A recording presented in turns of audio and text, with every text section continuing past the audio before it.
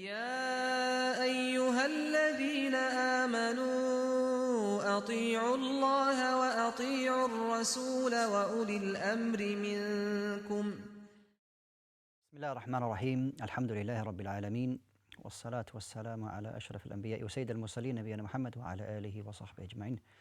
Welcome back, brothers and sisters, to ISLAMIQA, where inshallah ta'ala we will continue to take your questions bi'ithnillahi ta'ala. Don't forget you can call us directly here in the studio with the number that's appearing at the bottom of the screen.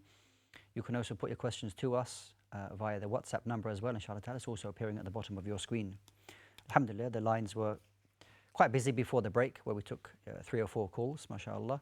So please feel free to give us a call, inshallah ta'ala, as well as send us your questions via the WhatsApp. We'll try our best to answer them bi'ithnillahi ta'ala. We have some questions via the WhatsApp, inshallah ta'ala. What is the prayer of at-tahajjud and how and when to perform it?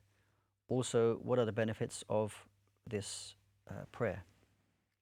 So this question, mashallah, really requires a lecture really to give you the full extent of the benefits of a tahajjud. And when we say tahajjud, we're talking about the prayer that is offered in the night time.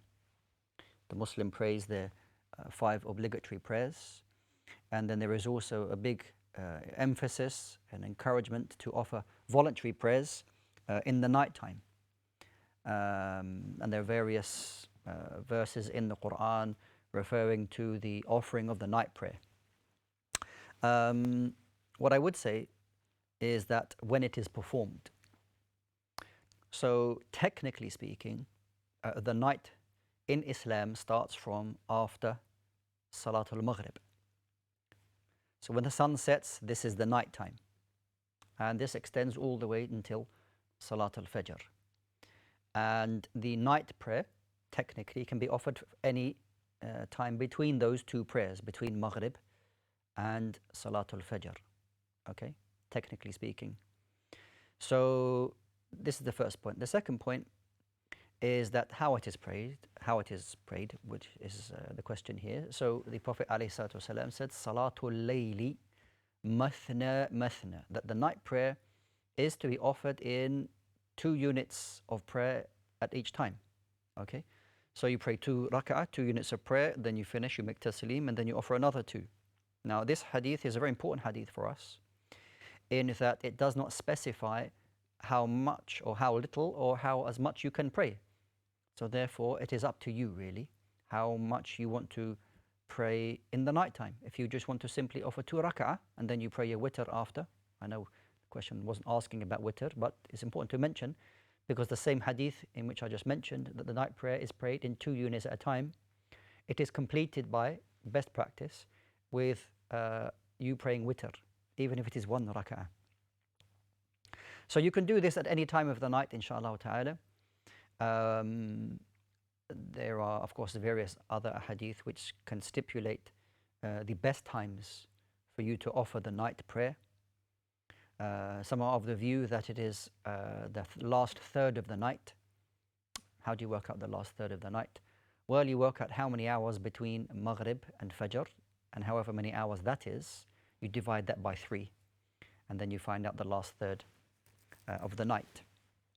There are other approaches and understandings as to what is the optimum and best time.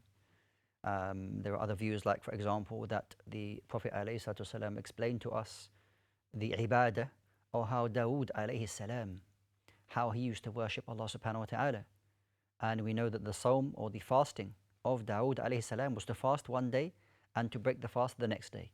So he would one day fast and then one day not fast and just have this routine. So this is, according to many of the ulama, based upon this, the optimum, the best way that you could fast. In fasting one day and then breaking the fast the next day and then fasting one day on and off like this. It is also mentioned that Dawood alayhi salam would get up for Salatul Layl and pray after 1/6 of the night in Qiyam, and when that would occur. And then after offering that particular 1/6 of Qiyam, that he would sleep after that. So there are different discussions concerning that, but there is a great benefit in you offering this voluntary prayer in a time where everybody sleeps and takes their rest, but you make that sacrifice and you stand up in prayer. May Allah subhanahu wa ta'ala allow us to establish that. Ameen. We have a caller on the line. Assalamu alaikum. Walaikum assalam, rahmatullahi barakatuh. Yes, sister. Brother, I have 3 questions. Mm-hmm. My first one is, during Umrah, do I have to have socks on? Mm-hmm. And my second one is, friends are saying that you cannot wipe your feet if you performing when you wudu, if you're wearing nylon socks, you know, the soft, tight, stocking type of pop socks. Okay. And my third question is, what is the difference between Alhamdulillah and Walhamdulillah? Okay. Shukran jazilan. Afwan. Assalamu alaikum. Okay. So we have 3 questions here, mashallah. So the first question is concerning wearing socks. Now, obviously, on the outset, men are not permitted to wear socks at all in the state of ihram while performing Hajj or Umrah. As for women, now the discussion goes back to really whether the foot is part of the awrah, whether it needs to be covered or not. Okay, there are legitimate differences of opinion on this particular issue. I'm of the view that women should cover their feet while at any time, whether they're in ihram or not.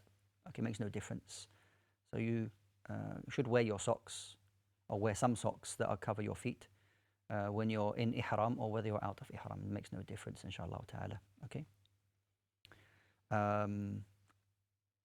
Since you've asked me the question, I'll give you the answer. You may go to somebody else, they may give you a different answer, which is based upon evidences and their interpretation of the evidences, and there's a legitimate view. But since you've asked me, I'm saying that, inshallah ta'ala, you cover your feet at all times if you leave the house. Okay, others may see your feet, you should cover your feet, and Allah subhanahu wa ta'ala is best.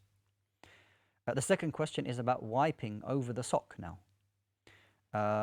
Again, there are different views what type of sock you are allowed to wipe over. Is it only the leather sock that you are permitted to wipe over when making wudu? That is, that you made a fresh wudu, washing your feet, and then you put a sock on. There are some of the view that it has to be a leather sock that you wipe over. Or it could be even a mix between like cotton or wool and leather. Nonetheless, I would say that on this issue, if the sock is leather, or if it is wool, or it is nylon, or it is another material, it covers the entire area of the foot, and it is not see-through. So those see-through tights, you cannot wipe over. They have to be a sock which, number one, covers the whole foot, and secondly, it is not see-through. Okay, it's not like see-through. As long as these 2 conditions, inshallah ta'ala, they are fulfilled, then it would be permitted for you. Again, you're asking me, I'll give you my view. It is permitted for you to wipe over the top of the sock. Okay, so it's not a see-through sock. So if you cannot see the skin underneath, you can wipe over the top, inshallah ta'ala, regardless of the material, and Allah knows best. The third question is the difference between Alhamdulillah and Walhamdulillah. Well, quite simply, the wa means and. So instead of saying all praise is due to Allah, you are saying and all praise is due to Allah.